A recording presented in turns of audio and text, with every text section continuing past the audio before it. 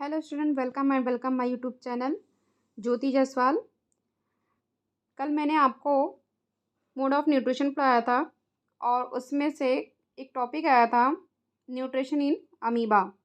ठीक है, nutrition in amoeba कहाँ से आया, किस टॉपिक में आया निकल के। तो आपने ऑटोट्रॉफिक के मोड टाइप्स पढ़े थे और हेटरोट्रॉफिक के टाइप्स पढ़े थे। हेटरोट्रॉफिक के टाइप्स जो थे वो होलोजोइक, सैप्रोफिटिक एंड पैरासिटिक थे, राइट। होलोजोइक में एग्जाम्पल आया था आपका अमीबा एंड एनिमल्स। होलोजोइक की डिफिनीशन क्या थी? होलोजोइक की डिफिनीशन क्या थी? होलोजोइक जो आपका टर्म है वो किस लिए यूज्ड हुआ है, किस type of mode of nutrition के लिए या किस ऑर्गेनिज्म के लिए? तो एग्जाम्पल आपको पता है ना, एनिमल्स, और एनिमल्स में हम लोग भी इंक्लूडेड हैं, क्योंकि होलोजोइक जो आपके मोड ऑफ न्यूट्रिशन है उसमें क्या है, सॉलिड फूड खाते हैं, ब्रेक डाउन कर, यानी कि अंदर ही उसका डाइजेशन होता है। ठीक है, तो इंजेशन होता है, डाइजेशन होता है, एब्जॉर्प्शन होता है, एसिमिलेशन होता है और एग्जेशन होता है। मतलब हम माउथ के थ्रू खाते भी हैं, डाइजेस्ट भी होता है, एब्जॉर्प्शन भी होता है, एसिमिलेशन भी होता है और एग्जेशन भी होता है बॉडी से, है ना। तो ये कई स्टेप्स आ गए। आपको यहाँ पे मैंने क्यों ये चीज़ बताई, क्योंकि जो न्यूट्रिशन इन एनिमल्स, अगर न्यूट्रिशन इन अमीबा पढ़ना है तो पहले हमें न्यूट्रिशन इन एनिमल्स के कुछ स्टेप्स के बारे में ज़रूर पढ़ना पड़ेगा। ठीक है, कि किस स्टेप्स के द्वारा जो होलोजोइक मोड ऑफ न्यूट्रिशन है वो कंप्लीट होता है। होलोजोइक हम लोग मोड ऑफ न्यूट्रिशन करते हैं तो उनमें कौन कौन से स्टेप्स होते हैं। ठीक है, उसके आइए जानते हैं।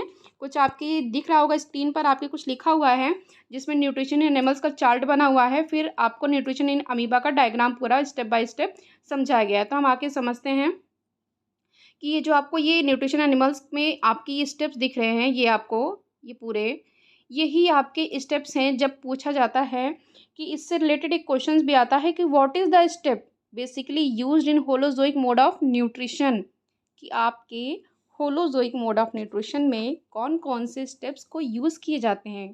ठीक है, तो ये जो स्टेप्स हैं बेसिकली आपको ऊपर नीचे कुछ भी नहीं करना है, जैसे सीक्वेंस में लिखा है वैसे ही आपको प्रॉपर याद भी करना है और इसको खुद को भी समझाना है। और जब लिखना है आपको या एग्ज़ाम्स में या अपनी कॉपी पे भी, तब भी सीक्वेंसली ही लिखना है, ऊपर नीचे नहीं करना है।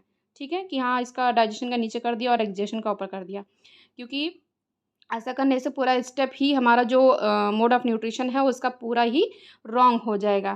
तो ऐसा मत करिएगा और ना ही कंफ्यूज होइएगा कि जो क्वेश्चन पूछा है कि what is the step basically used in holozoic mode of nutrition.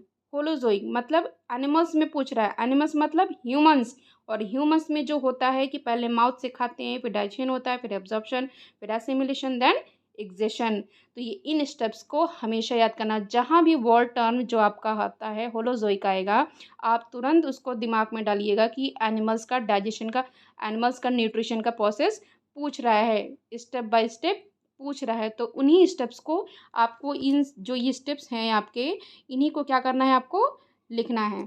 ठीक है, आगे बढ़ें। ओके,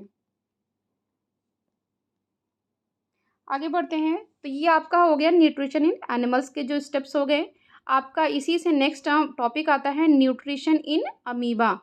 ठीक है, न्यूट्रिशन इन अमीबा से भी यही ऐसे क्वेश्चन है, क्योंकि ये डायग्रामेटिक है तो डायग्रामेटिक में 2 नंबर के पूछ लिए जाते हैं। जैसे मैंने कल बताया था कि हाँ ये डायग्रामेटिक्स पूछे जाते हैं 2 नंबर का, कि describe the nutrition in amoeba. Amoeba का जो न्यूट्रिशन है वो डिस्क्राइब करिए। और क्योंकि बहुत ही ईजिली वे में है इसलिए 2 नंबर का दिया जाता है। 2 नंबर आप पा भी सकते हो, सिर्फ छोटा सा डायग्राम। क्योंकि अमीबा क्या होता है, इरेगुलर शेप का होता है, जिसकी राइट आर्ट अच्छी है, ड्राइंग अच्छी है तो, नहीं अच्छी है तो उसका तब भी बन जाएगा। सिर्फ जो आपके टॉपिक्स लिखे हुए हैं, जो आपके नेमिंग लिखे हुए हैं वो करेक्ट होने चाहिए, और जो प्रोसीजर इसमें होता है न्यूट्रिशन का वो भी करेक्ट होना चाहिए। क्योंकि डायग्राम तो इसमें कुछ भी आप बना सकते हो, क्योंकि अमीबा का जो स्ट्रक्चर होता है वो इरेगुलर होता है, राइट। आगे बढ़ते हैं हम इससे लेकर के।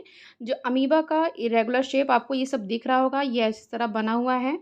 ठीक है, तो ये जो इस तरह बना हुआ है रेगुलर शेप, किसी भी तरह बना सकते हैं। देखिए मैंने इसे ड्रॉ कर दिया है। अब ये भी सही है, बस इसमें क्या होता है, एक न्यूक्लियस होना ज़रूरी है। ठीक है, न्यूक्लियस आपको दिख रहा होगा, ये मैं इसको हटा देती हूँ। हाँ, ये आपको अमीबा दिख रहा है। ठीक है, उसके बाद उसमें बीच में आपको सेंटर में हमेशा एक सेल में न्यूक्लियस होता है, क्योंकि अमीबा क्या है आपका यूनिसेलुलर ऑर्गेनिज्म है, 9th क्लास में आपने पढ़ा होगा। ये यूनिसेलुलर है, मीन्स इसके बॉडी में वन सेल्ड ही प्रेजेंट होते हैं, एक ही सेल के द्वारा इसकी सारी प्रोसेस होती है, यानी कि फूड का इंजेशन भी और फूड का इजेशन भी, ठीक है, इजेशन भी। तो ये जो फूड पार्टिकल्स आपको बाहर दिख रहा होगा, ये जो आपको इर्रेगुलर शेप में ये दिख रहे हैं, ये एक्चुअली में क्या होता है, इसका नाम क्या है, सीडोपोडिया, ठीक है। ये जो आपको फिंगर लाइक ऐसे प्रोजेक्शन दिख रहे हैं, ऐसे ऐसे इस तरह जो है, ये होते हैं सीडोपोडिया, ठीक है। सीडोपोडिया का मतलब होता है आपके जैसे फिंगर लाइक प्रोजेक्शन है कि सीडोपोडिया का काम क्या है कि ये एक स्थान से दूसरे स्थान पर जाते भी, one place to another place, move with the help of pseudopodia, ठीक है। सीडोपोडिया के थ्रू ये मूव भी होते हैं और इसी सीडोपोडिया के थ्रू फूड पार्टिकल्स को अपने अंदर इंजेक्ट भी करते हैं, अपने बॉडी के अंदर इंजेक्ट करते हैं इसी के द्वारा।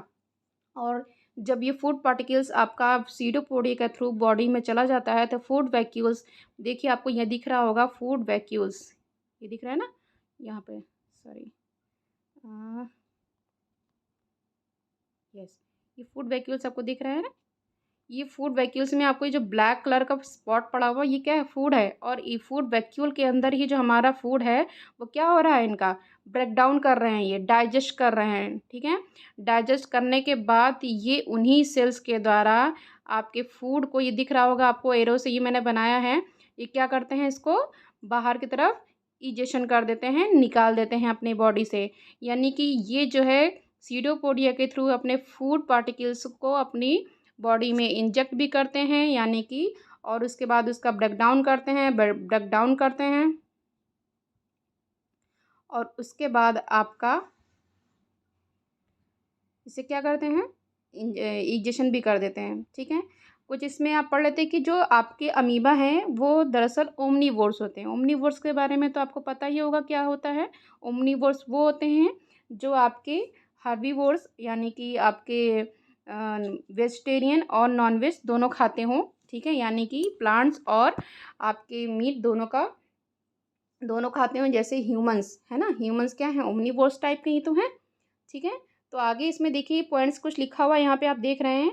Amoeba has a holozoic nutrition, जाहिर सी बात है, अभी मैंने पढ़ा कि न्यूट्रिशन एनिमल्स है, एनिमल्स में न्यूट्रिशन किस टाइप का होता है, होलोजोइक होता है। तो और हमारा अमीबा क्या है, एक टाइप का एनिमल्स ही है, ठीक है। तो उसके बाद इसमें होलोजोइक न्यूट्रिशन के बारे में बताया गया है कि आपका जो holozoic nutrition, 10 solid food particles are ingested which react with enzymes and are digested. और इनकी बॉडी में एक टाइप का एंजाइम होता है जो इनके फूड पार्टिकल्स को क्या करता है, डाइजेस्ट करता है, ठीक है। और amoeba move with the help of pseudopodia. अभी देखिए मैंने पॉइंट बताया था कि सीडोपोडिया के थ्रू क्या करते हैं, मूव करते हैं, ठीक है। तो सीडोपोडिया का अगर 2 पॉइंट में लिखना हो कि इसका फंक्शन क्या होता है, तो पहली बात तो ये कि अमीबा का ये फिंगर लाइक प्रोजेक्शन होता है जिसे हम सीडोपोडिया कहते हैं, इसकी डिफिनीशन अगर होगी। और इसका फंक्शन होगा कि सीडोपोडिया मूवमेंट के लिए हेल्प करता है और फूड कैप्चरिंग के लिए। तो ये कह सकते हैं कि pseudopodia is also used for capturing food as well as movement, ठीक है। तो मैंने ये वीडियो आपको इस तरह बनाया क्योंकि ये बहुत छोटा वीडियो था और इसमें एक ही टॉपिक कवर करना था मुझे, ठीक है। इसलिए मैंने सोचा कि इसको अलग से ही बता देती हूँ। आपका नेक्स्ट टॉपिक जो आएगा वो आपके ह्यूमन डाइजेस्टिव सिस्टम आएगा, ठीक है। तो नेक्स्ट वीडियो के लिए आप प्रिपेयर रहिए और रेगुलर आप इस वीडियो को देखते रहिए, जितने भी वीडियो मैं स्टेप बाय स्टेप डाल देती हूँ, क्योंकि आपका पूरा चैप्टर इन्हीं में कवर होगा। और मैं छोटी वीडियोज़ इसलिए बना रही हूँ आप लोगों को कि क्लासेस में मैं पढ़ाती हूँ ना, आप लोगों को पढ़ाती थी कि छोटे छोटे वीडियोस बनाती ताकि छोटे छोटे टॉपिक पढ़ाती ताकि आप लोगों को एकदम से समझ में आ जाए, ओके। तो इन वीडियोस को आप गैप मत करना कि एक वीडियो छोड़ करके मैं दूसरा वीडियो देख लूँ, बिल्कुल समझ में नहीं आएगा। क्योंकि कभी भी आप जब एक स्टेप छोड़ करके आगे बढ़ोगे तो गिरने का ज़रूर डर रहेगा, यानी कि आपको जो जिस नॉलेज को आप गेन करना चाहते हो वो नॉलेज नहीं गेन हो पाएगी, ठीक है। तो be patient or be watch my videos for your knowledge, okay, thank you for watching।